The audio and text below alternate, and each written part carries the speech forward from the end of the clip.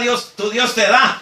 Mira, no te olvides que fuiste extranjero, no te olvides del tiempo que fuiste oprimido. Aún había memoriales como la Pascua, que era un memorial que de generación en generación tenía que celebrarse, recordando la liberación de Dios de Egipto, que Dios les había salvado a sus primogénitos y cómo Dios los había sacado de una vida de amargura y de dolor. Cuando en ese memorial comían un cordero, pero comían también hierbas amargas. Las hierbas amargas representaban la aflicción, el dolor que habían pasado en una tierra extranjera. Se les había olvidado. Es que somos muy dados a olvidar los favores de Dios. Somos muy dados a olvidarnos los tiempos en que estuvimos en escasez, los tiempos en que estuvimos tal vez rechazados, que cuando encontramos una posición estable, se nos olvida de ayudar, de hacer misericordia, de obrar en amor. Así había estado el pueblo. Mira lo que dice la palabra de Dios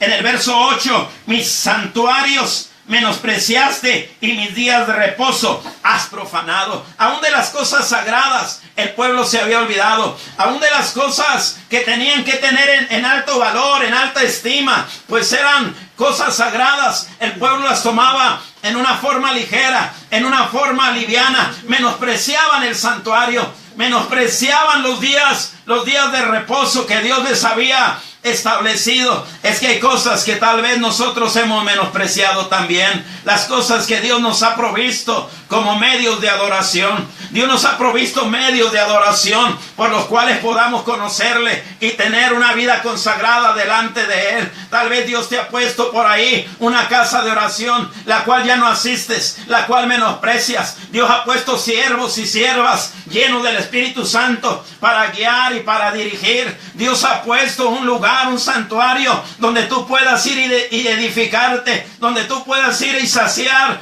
tu alma. Qué hermoso es cuando el creyente, qué hermoso es cuando el ser humano entiende que no hay cosa tan linda y tan hermosa como tener una relación verdadera con el Dios del cielo, y nos dejamos entrar y guiar por el Espíritu Santo a la casa de Dios. El salmista podía disfrutar de la presencia de Dios, y cuando meditaba de todas las cosas que habían fuera en el mundo, en las cuales era un deleite para la carne, podía decir en su corazón, decía: una cosa he demandado a Jehová, y en esta me esforzaré, y en esta pondré atención, y en esta pondré dedicación, que esté yo en la casa de Jehová todos los días de mi vida, para contemplar su hermosura y para inquirir en su templo. Decía: cuán amables son tus moradas, oh Jehová de los ejércitos. Anhelaba cuando no podía estar en cierta ocasión cerca de Jerusalén porque había sitio. El salmista recordaba esos tiempos y decía: me acuerdo cómo dentro de mí yo conduje hasta la casa de Dios a la gente, entre pueblos, entre voces de alabanza,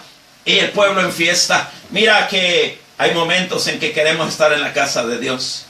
Ayer orábamos por una persona que está infectada de SIDA, y esa persona ahora pedía en una condición deplorable, en una condición de tristeza y dolor, su cuerpo casi seco. Decía: yo anhelo, yo deseo estar en la casa de Dios. Yo anhelo, yo deseo estar en un culto. Orábamos para que Dios tuviera misericordia. Orábamos para que Dios primeramente salvara su alma, y si en su misericordia Dios lo levanta, le decíamos: haga promesa a Dios y cumpla la promesa que a Dios le ha hecho de estar en esa casa de oración.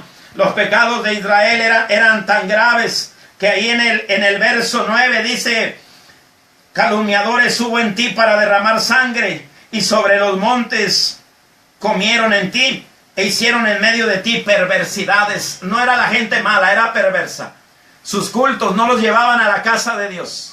Aunque habían deshonrado los lugares sagrados, ellos, dice que sobre los montes comieron. Hacían festividades.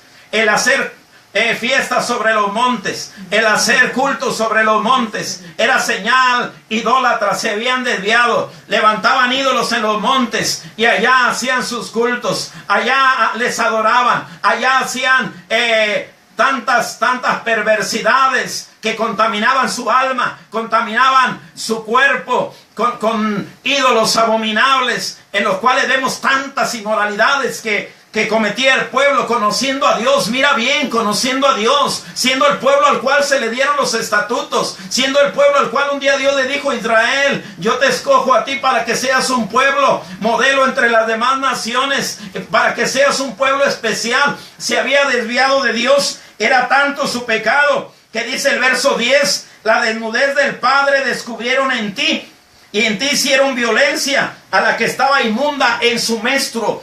Oye bien el pecado hasta dónde había llegado, que había hombres que cometían inmoralidades con su madrastra, hombres que lo marca la Escritura. Era tanta la perversión, era tanto el pecado, que dice la Escritura: cada uno hizo contaminación con la mujer de su prójimo, había adulterio, cometían adulterio, eran personas adúlteras. Ten cuidado, mira bien las trampas que el enemigo pone. Hay trampas que el enemigo pone, y hoy vemos tanto pecado oculto. Y uno de los pecados por el cual el pueblo de Dios se desvía, uno de los pecados que más prevalece ahorita en la iglesia, es el adulterio. Mira qué pecado tan grave.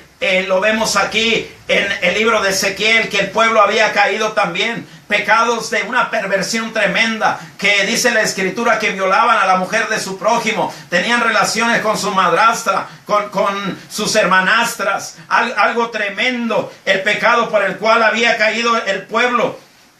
Dice el verso 12: pero recibieron en ti derramamiento de sangre, interés y usura tomaste, a tus prójimos defraudaste con violencia, te olvidaste de mí, dice Jehová el Señor. Mira la razón por la cual el hombre había caído en todos esos pecados. Defraudaban, cometían usura. ¿Qué es usura? Usura es cuando tú prestas dinero a tu vecino, cuando tú prestas dinero a tu hermano en la fe y le dices: a ver, te voy a prestar 100 pesos o 100 quetzales, como la moneda que usan ahí en Guatemala. Te voy a prestar 100 quetzales, pero me lo pagas en una semana y no me vas a dar 100 quetzales, me vas a dar 150 quetzales.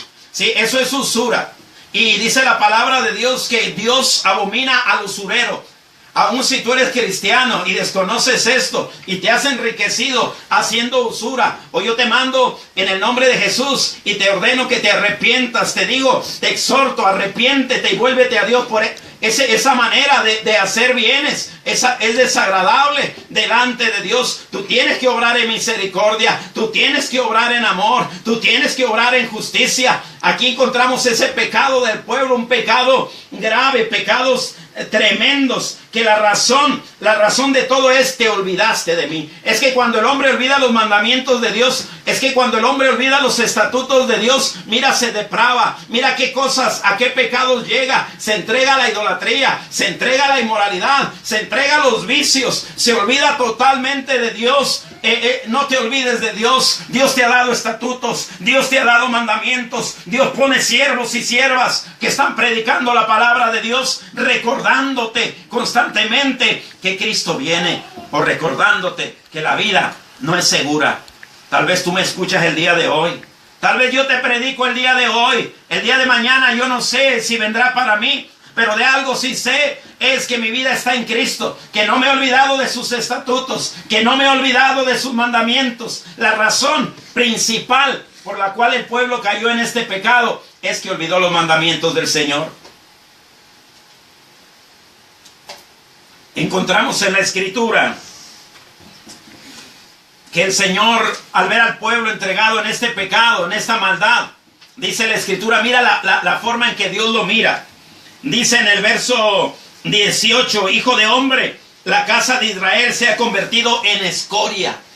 Mira el pecado a dónde te lleva. Después de que el hombre, cuando eres regenerado, eres salvado, eres justificado, eres santificado, eres adoptado por Dios, y Dios te pone en un lugar de honor, pues dice la palabra de Dios que a través de Cristo Jesús, tú y yo estamos sentados en lugares celestiales, en una posición de privilegio, en la cual tú clamas, Dios te escucha, en el cual tú oras y Dios te escucha.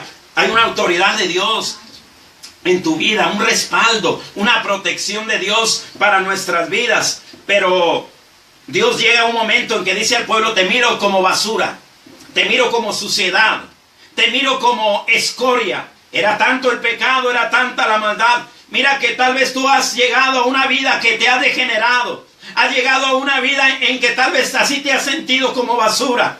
Te has sentido como escoria. Porque algo que hace Satanás es primero te tienta. Primero te muestra la tentación. Te hace caer y después te exhibe ante el mundo como el adúltero, como el borracho, como el drogadicto, como el alcohólico. Pero yo quiero decirte que aún, aunque el hombre se degrade a un grado tremendo, siempre va a haber vestigios e indicios de la imagen de Dios en tu vida. Y Jesucristo es poderoso para levantarte. Jesucristo es poderoso para restituirte. Jesucristo es poderoso para limpiarte de toda contaminación, de toda basura. Dios miraba a Israel como una tierra en la cual dice la Escritura que no había sido rociada por lluvia. ¿Qué quiere decir esto? Según el verso 24, dice, ni rociada con lluvia en el día de furor. Dios mira como una ciudad que no se había limpiado. El agua es un símbolo del Espíritu Santo que sirve para limpiar, para purificar, para quitar inmundicia. Pero Dios mira a Israel como una ciudad a la cual no le caía lluvia, la cual no era purificada. Y los juicios de Dios estaban por caer sobre Judá y sobre Jerusalén. La mira como una ciudad a la cual no le caía lluvia, una ciudad contaminada. Yo quiero decirte que hay muchas personas que están así, que se han contaminado, que están sucios, que si la muerte te llegara ahora, que si el Señor te llamara a cuentas en este momento, tu vida iría a condenación.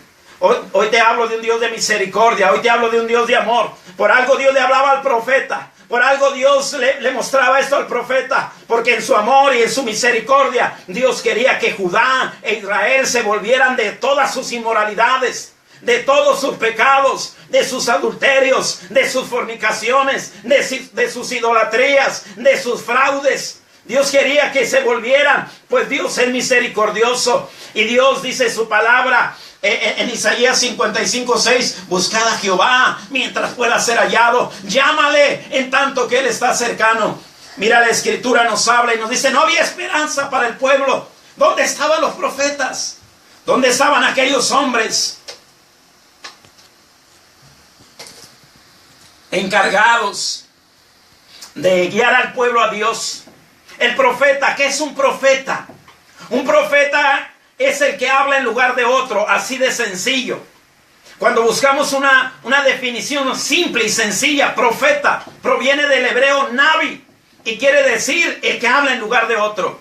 Bueno, como Ezequiel hablaba en lugar de Dios, como Amós hablaba en lugar de Dios, como Abdías hablaba, no eran ellos los que hablaban. Juan el Bautista no hablaba por su cuenta, hablaba porque Dios ponía palabra en su boca. Hoy yo quiero decirte que los que predicamos la palabra de Dios, en parte cumplimos un ministerio profético de hablar la palabra de Dios. Hoy vemos tantos llamados profetas que hablan a la gente la profecía como la hablaba el profeta en el tiempo de Ezequiel. Mira la palabra que traía en el verso 25, dice, hay conjuración de tus profetas en medio de ella.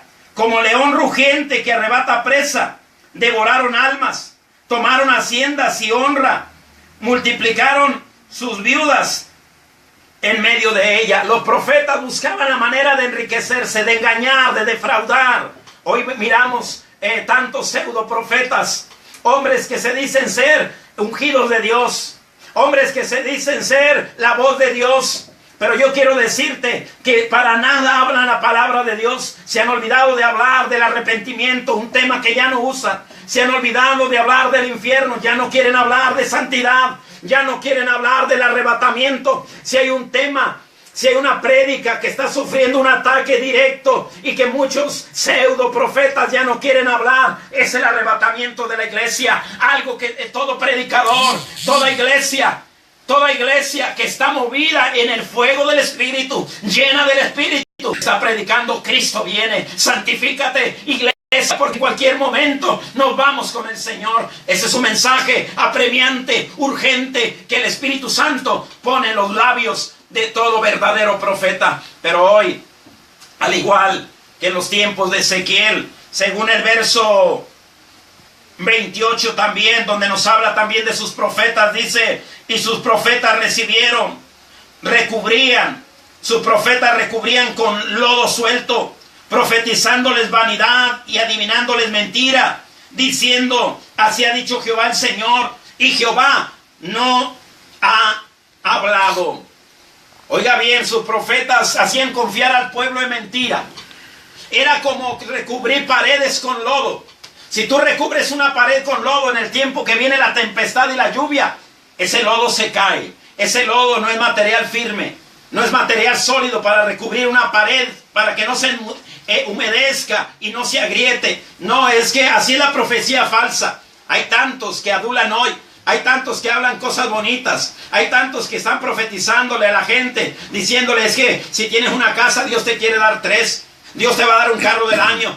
Dios te va a traer riquezas. Dios te va a hacer un hombre de prestigio y de renombre. Pero si lo ven en pecado, lo ven adulterando, lo ven que es un alcohólico, un drogadicto, lo ven que es un traficante de drogas, Dios no va a hablar eso. Dios lo que le va a decir es arrepiéntete y vuélvete a mí. Pues no podemos estar profetizando como los profetas del tiempo de Ezequiel, palabra vana y palabra mentirosa. El profeta tenía que mostrar lo que Dios hablaba, lo que Dios quería, lo que Dios demandaba. ¿Dónde estaban los sacerdotes? Hombres encargados de traer el mensaje de Dios a la gente y llevar la petición de la gente a Dios. Mira cómo eran sus sacerdotes. El verso 26. El verso 26 dice, sus sacerdotes violaron mi ley y contaminaron mis santuarios. Lo que tenían que hacer los sacerdotes eran los primeros en contaminar. ¿Dónde estaban sus príncipes? Los hombres encargados de establecer justicia y juicio. El verso 27, sus príncipes en medio de ella son como lobos. Había una corrupción total. Sus príncipes, sus profetas, sus sacerdotes se habían contaminado. Hoy yo quiero decirte, a ti que me has escuchado, a ti que has escuchado esta palabra, Dios está buscando hombres de integridad, iglesias que no se desvíen. No te preocupes por parecer una iglesia moderna, no preocúpate por parecer un siervo lleno de poder, de santidad, una iglesia que se mantiene en la senda antigua. Hoy yo quiero orar, quiero levantar una oración por el enfermo, por ti que me has escuchado, por ti que has escuchado este mensaje que el Señor nos ha permitido dar, por ti, pastor, que te has desviado y que vives una vida en pecado y tienes pecado oculto. Hoy yo quiero orar por ti. Vuélvete a Dios, pues el juicio de Dios viene, la hora de Dios viene. No hagas como hacía el pueblo de Israel, que apresuraban el juicio de Dios, apresuraban su hora. Quiero orar por el enfermo, quiero orar por el que está cautivo, Padre, en el nombre de Jesús. En esta hora, Dios eterno, oramos, Señor, por aquellos que han escuchado este mensaje, por aquellos que han escuchado esta palabra. Mire, Dios eterno, pidiendo que se glorifique. Llegue a esos hogares donde hay necesidad, esos hogares donde nos han escuchado, esos hogares, Padre eterno, donde la palabra ha llegado. Oh Dios de toda gracia y de toda consolación, Padre, oro por aquel que escuchando su palabra se arrepiente de su pecado, se vuelve a usted, deja su adulterio, deja la usura, deja la injusticia, deja el fraude. Por aquellos pastores que en esta hora les ha ministrado, Dios eterno, Dios glorioso, pido que obre en sus vidas. Aquellos que no le conocen, muéstrese a ellos, Padre, que ellos puedan conocer al Dios sublime. Dios les bendiga. Este ha sido su programa Maranata. Cristo viene desde Monterrey, Nuevo León, México. Su servidor, el pastor Eligio Padrón Morales. Bendiciones.